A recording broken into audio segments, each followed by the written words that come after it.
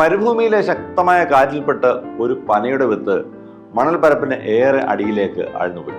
മറ്റു വിത്തുകളെ പോലെ വളർന്ന് പുറത്തേക്ക് വരാൻ ശ്രമിച്ചെങ്കിലും അതിന് അത്ര എളുപ്പമായിരുന്നില്ല. ഒരുവിധം വളർന്ന് മുകൾ പരപ്പ് വരെ എത്തുമ്പോൾ അവിടെ വലിയൊരു പാറ അതിന്റെ വളർച്ച തടഞ്ഞ് അവിടെ ഇരിക്കുന്നുണ്ടായിരുന്നു. എത്ര ശ്രമിച്ചിട്ടും ആ പാറ തള്ളി മാറ്റാൻ ആ വിത്തിനായില്ല. അങ്ങനെ കുറെ കാലം അത് കാത്തിരുന്നു പുറത്തേക്ക് വളരാനായി. അതൊട്ടും കഴിയാതെ ഇരുന്നപ്പോൾ അതിന്റെ മനസ്സിൽ ഒരു ചിന്ത വന്നു. ഇനി മുകളിലേക്ക് വളരാൻ കഴിഞ്ഞില്ലെങ്കിൽ താഴേക്ക് വളർന്നാലും. എന്നാൽ അതിനൊന്ന് ശ്രമിച്ചു നോക്കി. അങ്ങനെ അതിന്റെ വേരുകൾ താഴേക്ക് മെല്ലെ മെല്ലെ വളർത്താൻ തുടങ്ങി. കുറെ കാലം കൊണ്ട് താഴെ ആഴത്തിൽ ഒരു നീരുറവയിൽ എങ്ങനെയോ അത് ചെന്നെത്തി. നീരുറവയിൽ തൊട്ട മാത്രയിൽ തന്നെ അതിനൊരു പുതിയ ശക്തി വന്നു.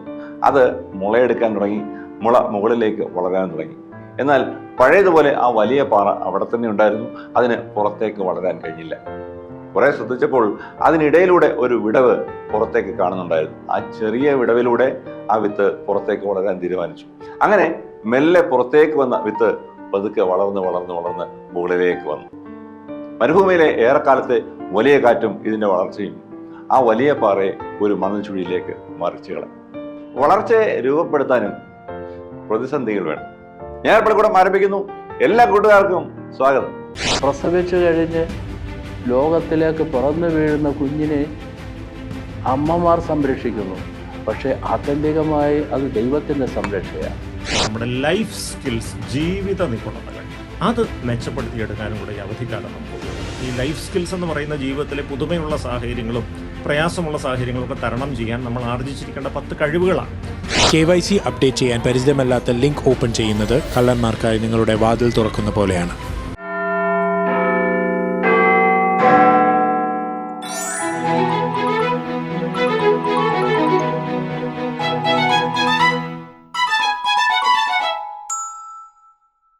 രാജ്യത്ത് കുടിയേറി പാർത്ത ഒരു കുടുംബം. അവർ ക്രമേണ വളർന്ന് എണ്ണത്തിൽ ഏറെ പെരുകി രാജ്യത്തിന്റെ സുരക്ഷിതത്വത്തിന് തന്നെ ഭീഷണിയാകും എന്ന് തോന്നിയപ്പോൾ അവരെല്ലാം അടിമകളാക്കാനും അവരുടെ ജനിക്കുന്ന മക്കളെ, ആൺമക്കളെ കൊന്നുകളയാനും ഒക്കെ തീരുമാനമെടുത്ത ഒരു ചരിത്രമുണ്ട് മിസ്രൈമിന്. ഗോത്രപിതാക്കന്മാരും അവരുടെ മക്കളും അവരുടെ പരമ്പരയുമായിരുന്നു ഈ വലിയ ജനത. അത്തരം ഒരു സാഹചര്യത്തിൽ കൊല്ലാൻ ഉത്തരവിട്ട രാജാവിന്റെ കൊട്ടാരത്തിൽ തന്നെ രഹസ്യമായി വളരുകയും ശക്തി പ്രാപിക്കുകയും ഒക്കെ ചെയ്ത ഒരു അത്ഭുതകരമായ കഥയാണ് മോശയുടേത്. അപ്പൊ ഇന്ന് ഡോക്ടർ ഗബ്രിയേൽ മാർ ഗ്രിഗോറിയോസ് മെത്രാപ്പോലീത്തയുടെ സന്ദേശത്തിൽ ഇന്ന് മോശ, ആദ്യ ദിവസം മോശയുടെ കുട്ടിക്കാലം.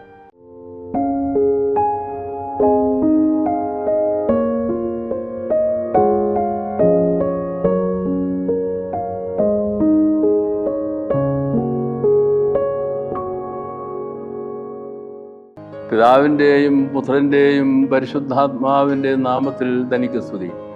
ഞായർ പള്ളിക്കൂടത്തിലെ എൻ്റെ കൊച്ചു കൂട്ടുകാർക്ക് ക്രിസ്തുവേശുവിൽ സ്നേഹവന്ദനം. പ്രിയപ്പെട്ട കുഞ്ഞുങ്ങളെ, ഇന്നത്തെ നമ്മളുടെ പഠനത്തിന് കൊടുത്തിരിക്കുന്ന ശീർഷകം മോശക്കുഞ്ഞും ദൈവിക സംരക്ഷയും. മോശക്കുഞ്ഞും ദൈവിക സംരക്ഷയും ആധാരമായി സ്വീകരിച്ചിരിക്കുന്നത് പുറപ്പാട് പുസ്തകം 2-ാം അധ്യായം 1 മുതൽ 10 വരെയുള്ള വാക്യങ്ങൾ. മോശയുടെ മാതാപിതാക്കന്മാർ ഇസ്രായേലിൻ്റെ ലേവി കുടുംബത്തിൽപ്പെട്ട ആളുകളായിരുന്നു. അവർക്ക് ലഭിച്ച കുഞ്ഞാണ് മോശ. മോശയുടെ ജനനത്തോട് അനുബന്ധിച്ച് ഒരു പ്രത്യേക സാഹചര്യം ഉണ്ടായി. മോശ കുഞ്ഞ് ജനിക്കുന്നത് മിസ്രൈമിൽ വെച്ചാണ്, ഇസ്രായേലിൽ വെച്ചല്ല. മിസ്രൈമിൽ അവർ കുടിയേറി പാർക്കുകയായിരുന്നു. അവർക്ക് യൗസേപ്പിൻ്റെ കാലത്ത് വലിയ അനുകൂലമായ സാഹചര്യം. എന്നാൽ അത് കഴിഞ്ഞതിന് ശേഷം ഫറവോ രാജാക്കന്മാർ അവരെ അടിമകളായി കണ്ടു, അടിമപ്പണി ചെയ്യിപ്പിച്ചു. ആ സാഹചര്യത്തിൽ ദൈവത്തിൻ്റെ അത്ഭുതകരമായ ഇടപെടൽ ഉണ്ടായി. അതിന് കാരണം അവർ ദൈവത്തെ ഭയപ്പെട്ട്, ദൈവത്തെ സ്നേഹിച്ച് ദൈവഭക്തരായി ജീവിച്ചതുകൊണ്ടാണ്. അങ്ങനെ മിസ്രൈമിൽ അങ്ങനെ ദൈവത്തെ ഭയന്ന് ദൈവത്തിൻ്റെ ഭക്തരായി ജീവിച്ചതുകൊണ്ട് ഒരുപാട് അനുഗ്രഹങ്ങളുണ്ടായി. ആ അനുഗ്രഹങ്ങളിൽ ഒന്ന്, അവർക്ക് സന്താന പരമ്പര വളരെ അധികമായി വർദ്ധിച്ചു. കുഞ്ഞുങ്ങളും അവരുടെ കുഞ്ഞുങ്ങളുമായി ഒരു വലിയ സംഘം ഇസ്രായേൽക്കാരായി 12 ഗോത്രങ്ങളിലായി പിതാക്കന്മാർക്ക് ജനിച്ച മക്കളും കൊച്ചുമക്കളുമായി അങ്ങനെ ഒരു വലിയ സംഖ്യ ആളുകൾ മിസ്രൈമിലുണ്ടായപ്പോൾ ഫറവോ അവർക്കെതിരായി തിരിഞ്ഞ് അവരെ അടിമപ്പണി ചെയ്യിപ്പിച്ചു. മാത്രമല്ല അവർക്ക് ധാരാളം കുഞ്ഞുങ്ങൾ ഉണ്ടാകുന്നത് മിസ്രൈമിന് അപകടകരമാണെന്ന് കണ്ടിട്ട് ആൺകുഞ്ഞുങ്ങളെയെല്ലാം കൊന്നുകളയുന്നതിനുള്ള കൽപ്പന പുറപ്പെടുവിച്ചു. ആ സന്ദർഭത്തിലാണ് ലേവി കുടുംബത്തിൽപ്പെട്ട മാതാപിതാക്കൾക്ക് മോശ എന്ന കുഞ്ഞ് ജനിക്കുന്നത്. അവന് ഒരു സഹോദരി ഉണ്ടായിരുന്നു, മിരിയം. അങ്ങനെ മോശ ജനിച്ച സന്ദർഭത്തിൽ ഫറവോയുടെ ആളുകൾ വന്ന് അങ്ങനെ ആൺകുഞ്ഞുങ്ങളെ കൊന്നുകളയും. ജനിക്കുന്ന ഉടനെ തന്നെ അതിൽ നിന്ന് സംരക്ഷിക്കപ്പെടുവാനായി മോശയുടെ മാതാപിതാക്കൾ, സഹോദരി മിരിയം, ഇവർ 3 പേരും ചേർന്ന് ഒരു ഞാങ്ങണപ്പെട്ടകം വാങ്ങി. ഞാങ്ങണപ്പെട്ടകം പപ്പൈറസ് ബാസ്ക്കറ്റ് എന്നാണ് ഇംഗ്ലീഷിൽ. പപ്പൈറസ് എന്ന് പറയുന്നത് നമ്മളുടെ ഞാങ്ങണ പോലെ, അല്ലെങ്കിൽ ഓരത്തെ വെള്ളത്തിൻ്റെ നദിയോട് ചേർന്ന് വളരുന്ന റീഡ്സ് പോലെ ഒരു സസ്യം ഉണ്ടായിരുന്നു. അതിൻ്റെ കമ്പ് കൊണ്ട് ആണ് ഈ പപ്പൈറസ് കൊണ്ട് അവർ ഒരു പെട്ടകമുണ്ടാക്കി.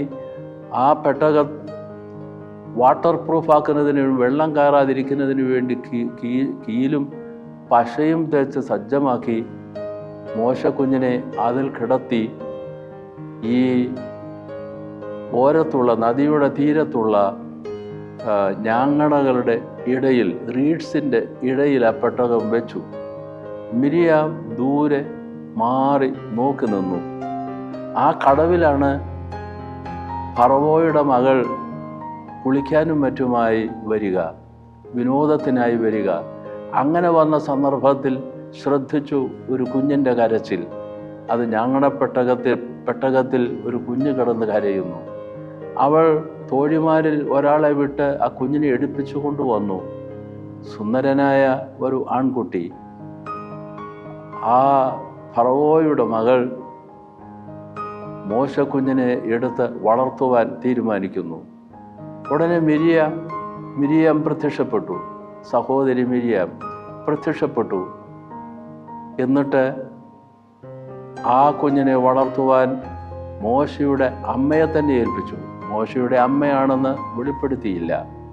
അങ്ങനെ മോശയുടെ അമ്മ തന്നെ മുലപ്പാൽ കൊടുത്ത് സഹോദരിയായ മിരിയം മാതാപിതാക്കൾ, അങ്ങനെ മോശ വളർന്ന് കുറച്ചുകൂടെ പ്രായമായപ്പോൾ 3 വയസ്സ് തികഞ്ഞപ്പോൾ വീണ്ടും രാജകൊട്ടാരത്തിലേക്ക് മോശയെ കൊണ്ടുചെന്ന് ഏൽപ്പിച്ചു. അങ്ങനെ രാജകൊട്ടാരത്തിലാണ് മോശ വളർന്നത്. ഇതിൽ നമുക്ക് ഒരു വലിയ പാഠം പഠിക്കുവാനുണ്ട്.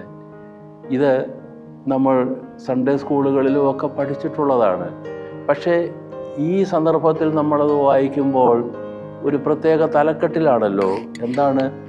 ദൈവത്തിൻ്റെ അത്ഭുതകരമായ സംരക്ഷ മോശ എന്ന കുഞ്ഞിൽ എങ്ങനെ വ്യാപരിച്ചു, ദൈവം എങ്ങനെ സംരക്ഷിച്ചു, അത് അത്ഭുതകരമായി നമുക്ക് തോന്നുകയാണ്. പിന്നീട് ഇസ്രായേലിൻ്റെ വിമോചകനായി തീർന്ന ആളാണ് മോശ.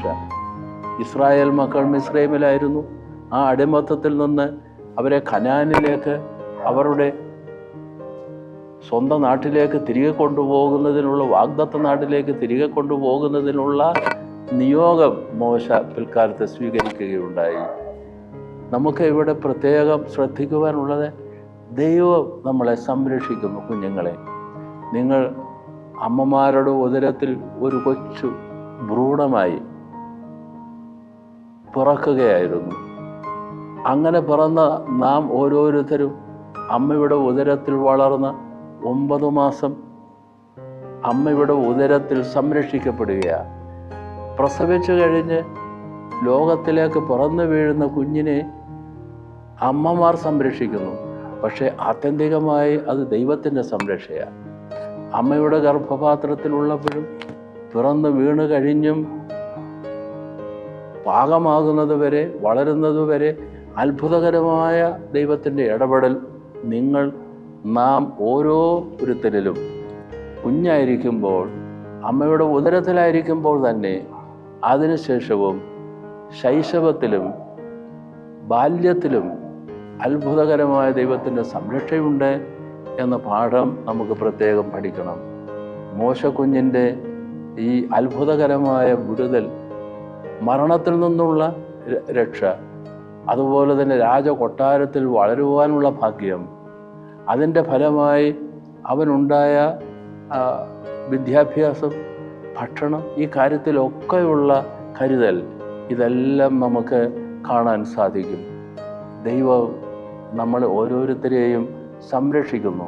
കുഞ്ഞുങ്ങളെ അതെപ്പോഴും നാം ഓർക്കണം. ഇപ്പോൾ ഞങ്ങൾ വളർന്നു വരുന്നു, വളർന്നു കഴിഞ്ഞു കുറേ എന്ന് വേണമെങ്കിൽ പറയാം.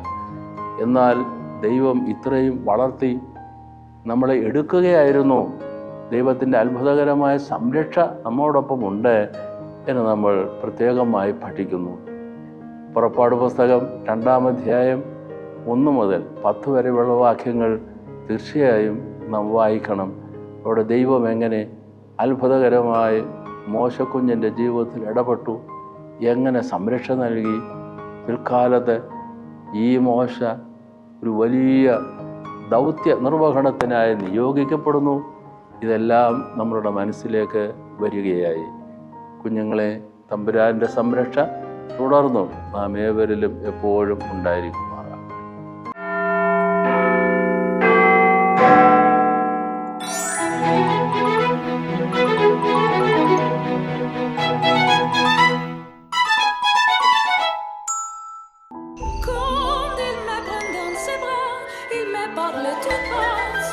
KYC അപ്ഡേറ്റ് ചെയ്യാൻ പരിചിതമല്ലാത്ത ലിങ്ക് ഓപ്പൺ ചെയ്യുന്നത് കള്ളന്മാർക്കായി നിങ്ങളുടെ വാതിൽ തുറക്കുന്ന പോലെയാണ്.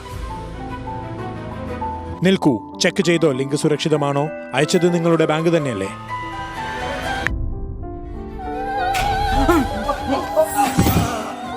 വ്യാജ KYC അപ്ഡേറ്റ് ലിങ്കുകൾ സൂക്ഷിക്കുക. തെറ്റായ സന്ദേശങ്ങളിൽ കുടുങ്ങരുത്. RBI പറയുന്നു, അറിവ് നേടൂ, ജാഗ്രത പുലർത്തൂ.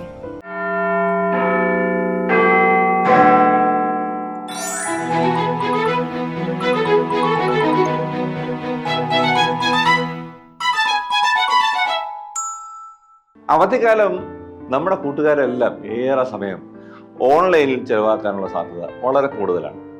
അതൊരു തെറ്റാണോ എന്ന് ചോദിച്ചാൽ അങ്ങനെ പറയാൻ കഴിയില്ല. എന്നാൽ ഏറെ ശ്രദ്ധിക്കേണ്ടിയിരിക്കുന്നു. അതിനോടൊപ്പമോ അതിനേക്കാൾ ഏറെ ഈ അവധിക്കാലം ആസ്വാദ്യകരമാക്കാൻ, ഭാവിയിലേക്ക് പ്രയോജനപ്പെടുത്താനൊക്കെ ഏറ്റവും നല്ലത് ഈ സമയം നമുക്ക് നമ്മെ തിരിച്ചറിയാനും കൂടുതൽ മെച്ചപ്പെടുത്താനും കഴിയുമെങ്കിൽ അതായിരിക്കും. അതും ഏറെ രസകരമായ ഒന്നാണ്. അത് എങ്ങനെയാണ് എന്നല്ലേ? അവധിക്കാലം ആഘോഷമാക്കാം. ഡോക്ടർ അരുൺ ബി നായർ തുടരുന്നു. ലെസൺ ഫോർ ലിവിംഗിൽ ഇന്ന് ലൈഫ് സ്കിൽ മെച്ചപ്പെടുത്താം. നമസ്കാരം പ്രിയപ്പെട്ട സുഹൃത്തുക്കളെ. നമ്മൾ കഴിഞ്ഞ ആഴ്ച അവധിക്കാലത്ത് എങ്ങനെയാണ് നമ്മുടെ ജീവിതക്രമം തെറ്റാതെ മുന്നോട്ട് പോകേണ്ടത്, നമ്മുടെ ഉറക്കവും വ്യായാമവും ഒക്കെ എങ്ങനെ നന്നായിട്ട് നിർവഹിക്കണമെന്ന് മനസ്സിലാക്കി. ഇത് മാത്രമല്ല, അവധിക്കാലത്ത് വേറെയും കുറച്ച് കാര്യങ്ങൾ നമ്മൾ ശ്രദ്ധിക്കേണ്ടതായിട്ടുണ്ട്, അല്ലേ? എന്തൊക്കെയാ കാര്യങ്ങൾ? പലപ്പോഴും ഈ അവധിക്കാലത്ത് ഉണ്ടാകാൻ പോകുന്നൊരു വലിയ പ്രശ്നം, നമ്മൾ ഈ ഡിജിറ്റൽ ഉപകരണങ്ങൾക്ക് അടിമപ്പെട്ടു പോകാനുള്ളൊരു പോസിബിലിറ്റിയാണ്. ഓൺലൈൻ ഗെയിമുകൾ കളിക്കുന്നു, മണിക്കൂറുകളോളം കളിക്കുന്നു. അതങ്ങ് ഭയങ്കരമായിട്ട് നമുക്ക് സന്തോഷം പകരുന്നു. അതിൻ്റെ സമയം കൂടി വന്ന് പിന്നീട് മറ്റൊരു കാര്യവും നമുക്ക് സന്തോഷം തരുന്നില്ല, ഈ ഓൺലൈൻ ഗെയിം മാത്രമേ നമുക്ക് സന്തോഷം തരുന്നുള്ളൂ എന്നൊരു അവസ്ഥയിലേക്ക് എത്തിച്ചേരുന്നൊരു സ്ഥിതി വരാം, ഒരു അഡിക്ഷൻ വരാം. ഇത് വരാതെ സൂക്ഷിക്കണം. ഇതിന് നമ്മൾ ശ്രദ്ധിക്കേണ്ടത്, ഒരു ദിവസം മൊത്തം സ്ക്രീൻ ടൈം, മൊത്തം ദൃശ്യമാധ്യമ സമയം 2 മണിക്കൂറിൽ താഴെയായിരിക്കണം. അത് ഈ അവധിക്കാലമാണെങ്കിലും നമ്മൾ പാലിക്കണം. ഈ 24 അവേഴ്സിൽ 24 മണിക്കൂറിൽ നമ്മൾ ദൃശ്യമാധ്യമങ്ങൾ ഉപയോഗിക്കുന്ന മൊത്തം സമയം എന്ന് പറയുന്നത് 2 മണിക്കൂറിൽ താഴെയായിരിക്കണം. അത് ഗെയിം കളിക്കാനാണെങ്കിലും ചാറ്റ് ചെയ്യാനാണെങ്കിലും പാട്ട് കേൾക്കാനാണെങ്കിലും മറ്റു വിനോദ കാര്യങ്ങൾക്കാണെങ്കിലും എല്ലാത്തിനും കൂടെ ഒരു ദിവസം 2 മണിക്കൂറേ ആകാവും. ഒരു ഞായറാഴ്ചയോ വല്ലതും വീക്കെൻഡിൽ ഒരു ദിവസം വേണമെങ്കിൽ ഒരു സിനിമ മൊത്തം കാണണം, നമുക്ക് കാണാം, കുഴപ്പമില്ല, അതിലൊന്നും തെറ്റില്ല. പക്ഷേ എല്ലാ ദിവസവും നമ്മൾ ഈ അധികം സ്ക്രീൻ ടൈമിലേക്ക് പോകരുത്. പകരം നമുക്ക് സന്തോഷം കിട്ടാനായിട്ട് മറ്റെന്തൊക്കെ കാര്യങ്ങൾ ചെയ്യാം. നമുക്ക് ഈ സ്ക്രീൻ ഡിവൈസിലൂടെ ഒരുപാട് അറിവുകൾ കിട്ടും, ഒരുപാട് വിനോദം കിട്ടും, അതൊക്കെ ശരിയാണ്. പക്ഷെ അതുപോലെ തന്നെ അറിവും വിനോദവും കിട്ടുന്ന മറ്റൊരുപാട് സോഴ്സസ് ഉണ്ട്. ഒരു കാര്യം, നമുക്ക് ഹാർഡ് കോപ്പി ബുക്കുകൾ വായിക്കാനായിട്ട് തുടങ്ങാം. നമുക്ക് ഇഷ്ടമുള്ള വിഷയങ്ങളെക്കുറിച്ചുള്ള, ഇഷ്ടമുള്ള ഭാഷയിലുള്ള, ഇഷ്ടമുള്ള സ്വഭാവമുള്ള പുസ്തകങ്ങൾ, കഥകൾ വായിക്കുന്ന ഇഷ്ടമുള്ള ആളുകളുണ്ട്, ചരിത്ര പുസ്തകങ്ങൾ വായിക്കുന്ന ഇഷ്ടമുള്ള ആളുകളുണ്ട്, യാത്രാ വിവരണങ്ങൾ വായിക്കുന്ന ഇഷ്ടമുള്ള ആളുകളുണ്ട്, രാഷ്ട്രീയ വിഷയങ്ങളെ അധിഷ്ഠിതമായ പുസ്തകങ്ങൾ വായിക്കുന്ന ഇഷ്ടമുള്ളവരുണ്ട്. അപ്പോൾ നിങ്ങൾക്ക് എന്താണോ ഇഷ്ടമുള്ള ഒരു ഏരിയ, അതിലുള്ള ബുക്കുകൾ, അത് വേണമെങ്കിൽ ലൈബ്രറികളിൽ നിന്ന് ബുക്ക് നിങ്ങൾക്ക് സംഘടിപ്പിക്കാം. അല്ലെങ്കിൽ വീട്ടിൽ തന്നെ ധാരാളം പുസ്തകങ്ങൾ ചിലപ്പോൾ കാണും പലരുടെയും വീട്ടിൽ. ആ പഴയ പുസ്തകങ്ങളിൽ നിന്നും നമുക്ക് താല്പര്യം തോന്നുന്ന പുസ്തകങ്ങൾ എടുക്കാം. ഈ പുസ്തകങ്ങൾ കുറച്ച് ഈ നിശ്ചിത കാലം കൊണ്ടൊന്ന് വായിച്ച് തീർക്കുക എന്നുള്ളതാണ് ശ്രദ്ധിക്കേണ്ട ഒരു കാര്യം. പുസ്തകങ്ങൾ വായിക്കുമ്പോൾ പലപ്പോഴും നമുക്ക് അറിഞ്ഞുകൂടാത്ത വാക്കുകളും പദപ്രയോഗങ്ങളും ഒക്കെ കാണും.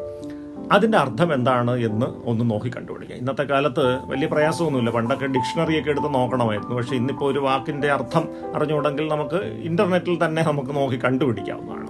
നമുക്ക് ബുദ്ധിമുട്ട് തോന്നിയ വാക്കുകൾ, പദപ്രയോഗങ്ങൾ, അതിൻ്റെ എല്ലാം അർത്ഥം അതെന്താണെന്നുള്ളതൊന്ന് നോക്കി കണ്ടുപിടിച്ച് മനസ്സിലാക്കി എഴുതി വെച്ച് തന്നെ മുന്നോട്ട് പോകാം. അത് എഴുതി വെച്ചാലുള്ളൊരു ഗുണം എന്താണെന്ന് വെച്ചാൽ, നാളെ നമ്മൾ എന്തെങ്കിലും ഒരു സംഗതി എഴുതുമ്പോൾ, ഒരു ചോദ്യത്തിന് ഉത്തരം എഴുതുമ്പോഴായിരിക്കാം, അല്ലെങ്കിൽ നമ്മളായിട്ട് എന്തെങ്കിലും ഒരു ലേഖനമോ ഒരു കഥയോ എഴുതുമ്പോഴായിരിക്കാം, ഈ പദപ്രയോഗങ്ങൾ, രസകരമായ പദപ്രയോഗങ്ങളൊക്കെ നമുക്ക് ഉൾപ്പെടുത്താൻ പറ്റും. അത് നമ്മുടെ ഭാഷാ സ്വാധീനം, നമ്മുടെ ലിംഗ്വിസ്റ്റിക് സ്കിൽസ് മെച്ചപ്പെടുത്തും. ആൾക്കാരോട് ഇടപെടാനും സംസാരിക്കാനും മറ്റുള്ളവരെ കൺവിൻസ് ചെയ്യാനും ബോധ്യപ്പെടുത്താനും നമ്മുടെ ധാരണകൾ ശരിയാണെന്ന് മറ്റുള്ളവരുടെ മുൻപിൽ സമർത്ഥിക്കാനും ഒക്കെ ഈ പറയുന്ന ഭാഷാ പരിജ്ഞാനം ഒരുപാട് ഉപകാരം ചെയ്യും. നാളെ ഒരു കാലത്ത് നമ്മളൊരു ജോലിക്ക് വേണ്ടി ഒരു ഇൻ്റർവ്യൂവിന് പോയിരിക്കുമ്പോൾ ഈ ഭാഷാ സ്വാധീനം വളരെയധികം നമുക്ക് ഗുണം ചെയ്യാൻ പോകുന്നു. അപ്പോൾ പുതിയ വാക്കുകൾ, പുതിയ പദപ്രയോഗങ്ങൾ അതൊക്കെ പഠിക്കാൻ വേണ്ടി കുറച്ച് സമയം നമുക്ക് ചെലവിടാം.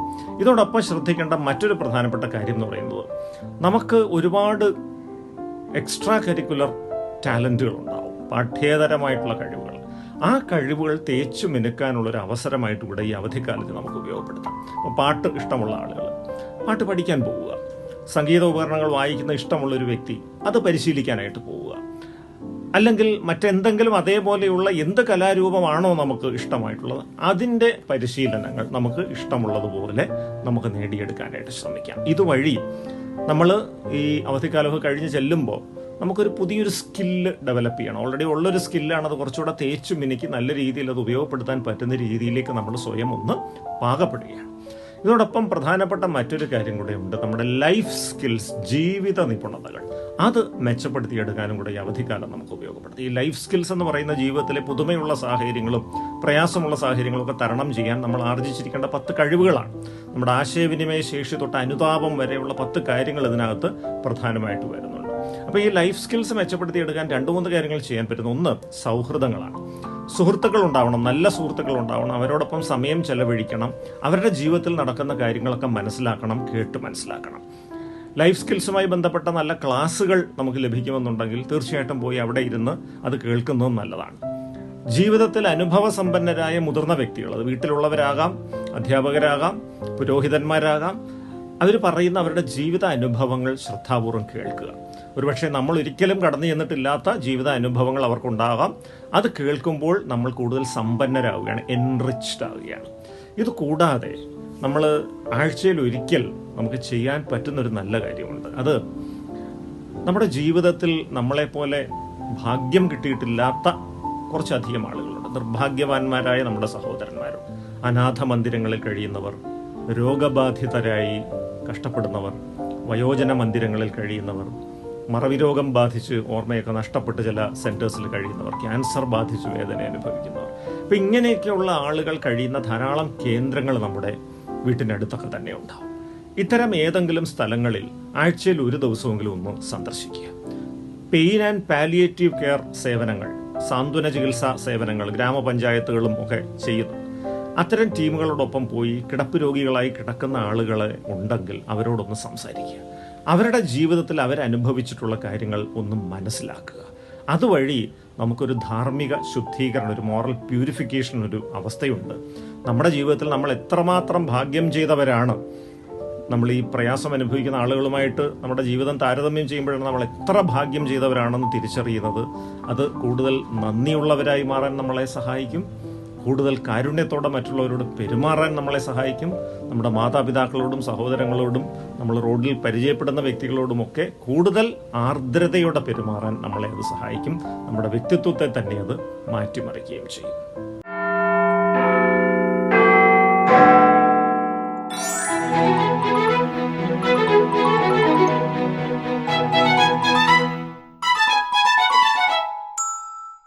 Question time. ക്വസ്റ്റ്യൻ ടൈമിൽ ആദ്യം കഴിഞ്ഞ ആഴ്ച ചോദ്യം, അതിന്റെ ഉത്തരം. ഭാരതത്തിന്റെ അപ്പോസ്തലൻ ആരാണ്? വിശുദ്ധ തോമാസ് ലീഹ. ഇന്നത്തെ ചോദ്യം, മോശയുടെ സഹോദരിയുടെ പേരെന്താണ്? പ്രിയമുള്ള കൂട്ടുകാരെ, നിങ്ങളുടെ കഴിഞ്ഞ ആഴ്ചത്തെ ഉത്തരങ്ങളൊക്കെ ശരിയാണെന്ന് വിശ്വസിക്കുന്നു. ഈ ആഴ്ചത്തെ ചോദ്യം കേട്ടല്ലോ. വളരെ എളുപ്പമുള്ള ചോദ്യമാണ്. ഈ എപ്പിസോഡ് ശ്രദ്ധയോടെ കേട്ടാൽ പെട്ടെന്ന് തന്നെ ഉത്തരം പറയാൻ കഴിയുന്നതാണ്. എല്ലാ കൂട്ടുകാരും നിങ്ങളുടെ ടീം ലീഡേഴ്സിന് ഇന്ന് തന്നെ ഉത്തരം അയയ്ക്കുക. ഞായർ പള്ളിക്കൂടത്തിന്റെ ഇന്നത്തെ സമയം അവസാനിക്കുകയാണ്. നിങ്ങളുടെ അഭിപ്രായങ്ങൾ കമന്റ് ബോക്സിൽ രേഖപ്പെടുത്തണം. തിരുവനന്തപുരത്തേക്ക് വിളിക്കുന്നവർ 27131000 എന്ന ഫോൺ നമ്പർ ഓർത്ത് വയ്ക്കുക. ഞായർ പള്ളിക്കൂടം എല്ലാ ഞായറാഴ്ചയും ഇന്ത്യൻ സമയം രാവിലെ 7 മണിക്ക് ലൈവാണ്. പിന്നീട് 11:30 OSSI ബോധനം ചാനലിലും OSSIബോധനം.org എന്ന വെബ്സൈറ്റിലും ലഭ്യമാണ്. വൈകിട്ട് 7 മണിക്ക് ഗ്രിഗോറിയൻ ടിവിയിലും ലഭ്യമാണ്. വിവിധ ഫേസ്ബുക്ക് പേജുകളിലും ലഭ്യമാണ്. മുടങ്ങാതെ കാണണം, ഷെയർ ചെയ്യണം, സബ്സ്ക്രൈബ് ചെയ്യണം. അടുത്ത ആഴ്ച കാണാൻ ആഗ്രഹിച്ചുകൊണ്ട് ചാച്ചൻ സന്തോഷ് ബൈ പറയുന്നു. എല്ലാ കൂട്ടുകാരെയും